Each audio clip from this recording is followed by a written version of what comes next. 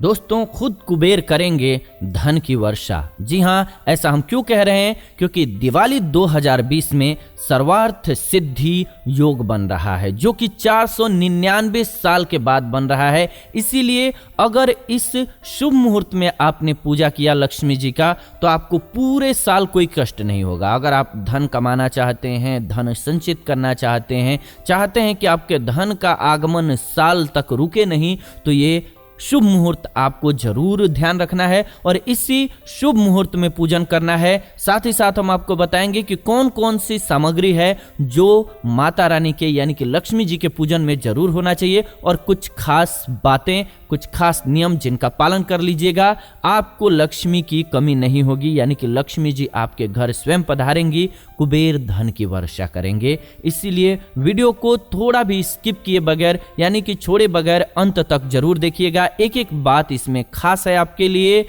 मुहूर्त से लेकर के, सामग्री से लेकर के, और ये क्यों हो रहा है ये भी हम आपको बताएंगे कि ये साल खास क्यों है लक्ष्मी पूजा के लिए। तो वीडियो को अंत तक जरूर देखिए। आप सभी वीडियो को लाइक कर दीजिए, मुझे बहुत खुशी होती है जब भी आप वीडियो को लाइक करते हैं, तो है ना, कंजूसी क्यों करना है, लाइक कर दीजिए, अभी कर दीजिए, और कमेंट में माता रानी का नाम जरूर लिखिए। आज दिवाली है और दिवाली के दिन माँ लक्ष्मी का नाम लेने में कोई हर्ज नहीं है, कोई बुराई नहीं है, तो एक बार जरूर कमेंट में लिखिए जय माँ लक्ष्मी। मुझे भी खुशी मिलती है, एनर्जी मिलती है आपके लिए अच्छी वीडियो लाने के लिए। आप ये वीडियो देख रहे हैं जीवन जीने की कला चैनल के माध्यम से।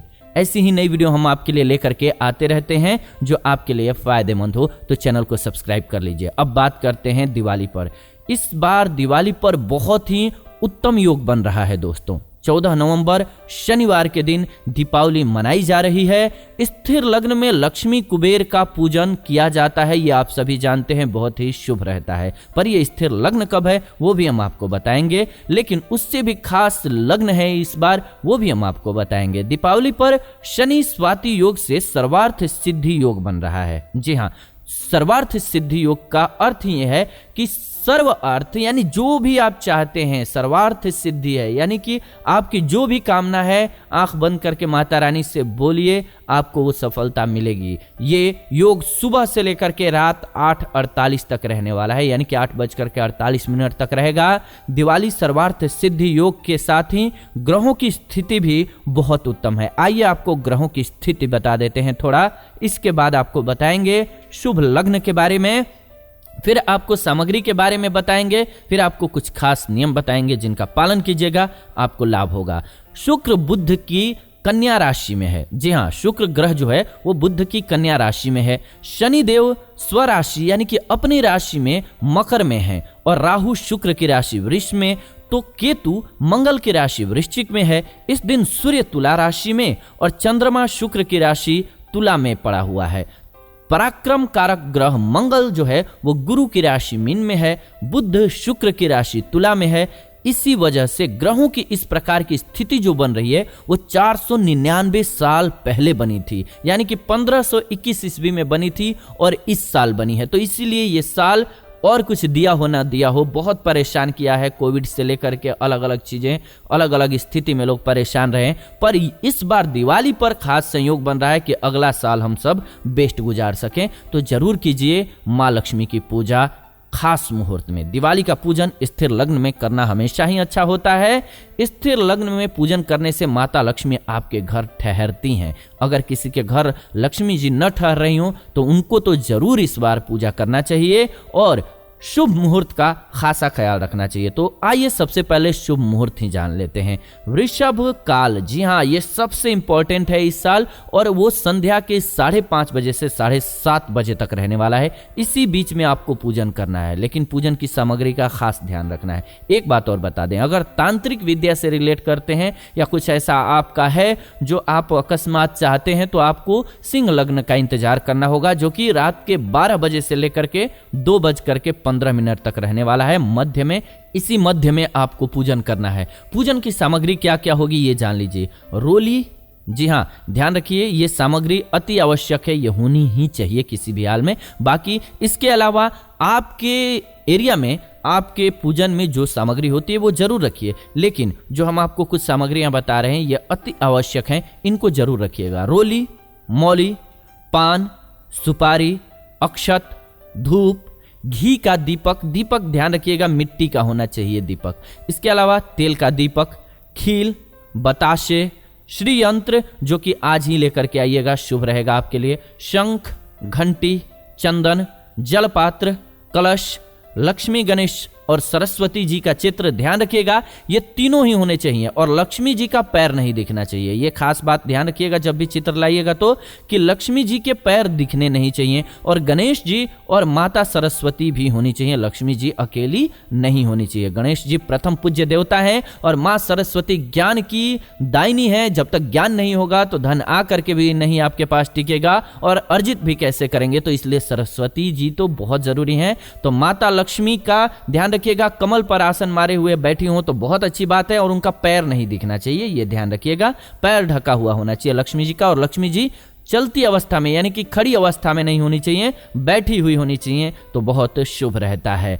इसके अलावा पंचामृत रखिएगा, गंगा जल रखिएगा, सिंदूर, नैवेद्य, इत्र, जनेऊ, कमल का पुष्प। जी हाँ, कमल का पुष्प आप जाकर के लेकर के आए, जहां से मिले आपको जरूरी है ले आना, और अगर ना मिले किसी स्थितिवश तो आपको उसकी जगह पर क्या लेना है, आप गुलाब का फूल ले सकते हैं, लेकिन ध्यान रखें कमल का पुष्प मिल जाए तो बहुत अच्छा रहेगा, अति उत्तम रहेगा। इसके अलावा वस्त्र, कुमकुम, पुष्प माला, फूलों की एक माला रखिएगा, फल रखिएगा, कपूर रखिएगा, नारियल, इलायची और दुर्वा घास। इसके अलावा आपके एरिया में जो भी चीजें होती हैं, जैसे कि इसमें हमने दही वगैरह नहीं कहा है, तो वो चीजें तो पूजा की सामग्री है, आप जरूर रखिएगा उन चीजों को आपके एरिया की। लेकिन जो मोस्ट इंपॉर्टेंट चीजें हैं जो कि होनी ही चाहिए इस माँ लक्ष्मी के पूजन में, जो कि बहुत प्रिय है लक्ष्मी जी को, वो चीजें हमने आपको बता दी। ये चीजें अति आवश्यक हैं, ये जरूर होनी चाहिए आपकी पूजा में, फिर आपके पूरे साल कमी नहीं होने वाली है, आपके घर धन की वर्षा हो सकती है, ऐसा आप कह सकते हैं। जी हाँ, क्योंकि ये अति शुभ मुहूर्त बन रहा है, शुभ योग बन रहा है इस साल, तो इसका लाभ उठाएं और माता रानी का पूजन करें। हाँ, एक बात का ध्यान रखें कि लक्ष्मी जी की जो तस्वीर हो उसमें पैर न दिखता हो लक्ष्मी जी का, ये खास नियम ध्यान रखिएगा। और इसके अलावा क्या ध्यान रखना है, अगर आपके मन में दृढ़ विश्वास है तो ही आपको फायदा होने वाला है। कुछ लोग होते हैं जो कि खुद ही पहले ही उहापोह में हैं, पहले ही मान के बैठे हैं होगा नहीं होगा, होगा नहीं होगा, आपसे नहीं होगा, रहने दीजिए, बेटर यही है, पूजा कीजिए, ऑलवेज अच्छी बात है। लेकिन अगर आप पहले ही संशय में हैं, पूरा दृढ़ निश्चय ही नहीं है, फिर कैसे होगा। अगर आप एनर्जेटिक रहते हैं, दृढ़ निश्चय के साथ माता रानी का पूजन करते हैं, आपको जरूर सफलता मिलेगी। हाँ, माता रानी का पूजन करने के बाद इन सामग्रियों से आंख बंद कीजिए, क्षमा याचना कीजिए, हे माँ मैं अबोध हूँ, अज्ञानी हूँ, मुझसे भूल जो हुई हो, जो चूक हुई हो, गलती हुई हो, उसके लिए हमें क्षमा कर दें और पूरे जीवन हम सुखमय ढंग से जिएं, हम शानदार ढंग से जीवन को जिएं, इसका आशीर्वाद दे माता। जो भी कष्ट आए, क्योंकि कष्ट आएंगे ये तो बहुत ही सटीक और सच्चाई है। अगर आप ये मान के बैठे हैं कि आपके जीवन में कष्ट नहीं आएगा तो समझिए आप जीवन ही नहीं चाहते हैं, क्योंकि बिना कष्टों के जीवन क्या है। जब तक आपको परेशानी नहीं आएगी, जीवन क्या है, आप उसी को सोल्व करने में तो जीवन को आगे बढ़ा पाते हैं, आपको एनर्जी मिलती है कि हाँ हमें ये करना है, ये करना। अगर कुछ करने को ही ना हो, निष्क्रिय हो जाए जीवन, तो सोचिए कितना नीरस हो जाएगा। तो चैलेंजेस ही तो जीवन है। बस हाँ, माता रानी से क्या मांगना है, हे माँ मुझे इससे लड़ने की शक्ति दीजिए, मैं उससे ओवरकम यानी कि उससे बाहर बहुत एनर्जी के साथ निकलूं, मुझे उतनी शक्ति दीजिए कि मैं हर मुसीबत से लड़ सकूं, हर परेशानी को दूर कर सकूं, और वही विजेता भी है और आप कर सकते हैं। तो इसीलिए माता रानी से क्षमा याचना कर लीजिए, उनसे माफी मांग लीजिए, जो भी हमसे गलती हुई हो, हे माँ मुझे क्षमा कर देना और आगे के जीवन के लिए शक्ति दीजिए, ताकि मैं हर परेशानी को दूर कर सकूं, हर मुश्किल को दूर कर सकूं। मैं ऐसा क्यों कह रहा हूं कि मैं कर सकूं, क्योंकि माता रानी आशीर्वाद देंगी, लेकिन करना तो हमें होगा। कर्म प्रधान विश्व रचिरा खाकू कर तरफ बढ़ाओ शाखा, यानी कि आपको करना तो पड़ेगा ही, कर्म से बड़ा कुछ भी नहीं है। प्रेरणा वहां से आएगी, माता रानी का आशीर्वाद आएगा, आप एनर्जेटिक रहेंगे, खुश रहेंगे, कार्य पर लग जाएंगे। क्षमा याचना करने के बाद माता रानी से मन के लिए सर्वार्थ सिद्धि योग है, तो सर्व अर्थ की सिद्धि, यानी कि आपको जो भी मांगना है माता रानी से मांगेंगे, मन से मांगेंगे, दिल से मांगेंगे,